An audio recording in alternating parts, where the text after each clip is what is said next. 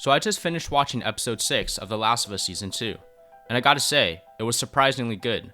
In my opinion, it's the best one this season. Let's get into it. So we see this flashback episode open with another flashback to 1983, where Lalo Salamanca opens up to Joel about how he hopes Joel will become a better father than he was. For Ellie's 15th birthday, Joel makes a guitar for her, gets a cake from Seth, and even sings her a song that was sung by Ellie in the prior episode. In a faithful recreation, Joel then takes Ellie to a museum for her next birthday. If I remember correctly, the flashbacks with Ellie going to space and the dinosaur are one-to-one with how it went down in the game. And that's not a bad thing. It's nice to see Ellie treat Joel like an actual human being. At the end of this birthday celebration, Ellie sees fireflies in the distance as they're leaving the museum, and she's reminded of what she's lost. After this near-perfect day, Ellie and Joel's relationship slowly starts to unravel. By Ellie's 17th birthday, she's entered her rebellious teenage years, and Joel enters her bedroom with another cake in hand as she's fooling around with Kat.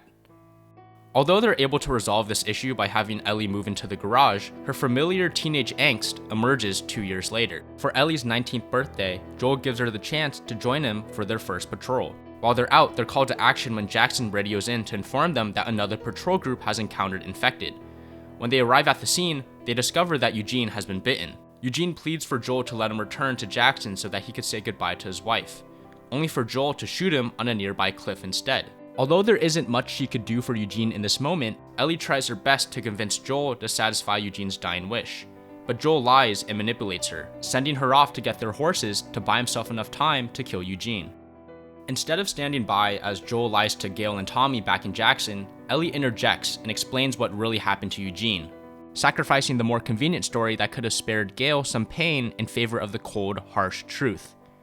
Ellie says to Joel, "You swore," through angry tears.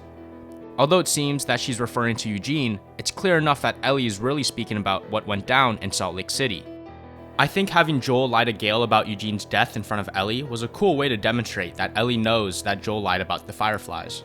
The final flashback sequence occurs 9 months later, and we're back to the New Year's Eve party in Jackson. We see that Joel and Ellie have their conversation on the porch after the Seth incident, and most of their dialogue is taken directly from the game. Joel, again, is much more emotional in the show. We see him visibly shaking and crying after admitting the truth to Ellie. This episode stands out as the strongest, but it also underscores the structural issues that mirror criticisms of the game. By merging Ellie's confrontation with Joel about the fireflies with the Seth incident on the same night, the episode feels authentic and emotionally charged. The high emotions make Ellie's decision to lay everything out on the table believable, and it didn't feel forced or out of place. However, the episode's heavy reliance on recontextualization highlights the season's fragmented narrative. For example, Eugene's death is mentioned in episodes 1 and 2, but is never shown, leaving viewers unable to connect with or care about the character. Only in episode 6 do we see the full context, which clarifies Ellie's behavior and emotional state. Ellie's initially bratty and cavalier demeanor in earlier episodes makes her unlikable until this episode reveals her deeper motivations. Had these episodes been woven into the intros of earlier episodes, viewers might have felt more sympathy for Ellie and the therapist from the start. However, I think the therapist feels like a convenient vehicle for exposition, which cheapens the storytelling. This pattern of delaying context until episode 6 creates a disjointed experience, although I understand that this is intentional. HBO's decision to spread Pedro Pascal's scenes across the season seems strategic to retain viewers. Front-loading his scenes in the first 2 episodes could have caused fans to lose interest early. I'm surprised to say this, but Bella Ramsey's portrayal of Ellie in this episode is a highlight. Her performance, especially during the scene on the porch, captures Ellie's emotional depth, which is a stark contrast to the bratty persona in the earlier episodes. Maybe this speaks on how poorly Neil Druckmann and Craig Mazin handled this story. Or maybe this speaks on how Bella Ramsey is capable of portraying the childlike wonder side of Ellie, but not the Last of Us 2 heartbroken, hellbent on revenge Ellie. Despite the episode's positives, it introduces some inconsistencies. The flashback scenes of Joel and Ellie bonding as father and daughter, coupled with Ellie's attempt to forgive Joel, amplify the emotional weight of Joel's death.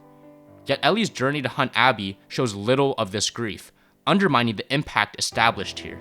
Episode 4 is a perfect example of this. Furthermore, Joel's actions in this episode feel contradictory to his portrayal in the show. The series depicts him as softer and more empathetic than his game counterpart, yet his handling of Eugene's situation, killing and preventing him from seeing his wife, feels uncharacteristic. Joel, who understands the pain of losing loved ones, would likely empathize with Eugene's desire. In the game, this ruthlessness would fit Joel's hardened nature, but it clashes with the show's more emotional version. In summary, while episode 6 is the season's best, it exposes the show's structural flaws. Sprinkling key context earlier could have made Ellie and other characters more relatable from the outset, reducing the disjointed feel. Ramsey's performance this episode really surprised me, but Joel's actions this episode were really contradictory to how he's been established. I think it's really cool how they got Lalo Salamanca in this episode too. That's all I have to say for now. Let me know what you guys think though. I'll be back here next week when the season finale comes out. Take care.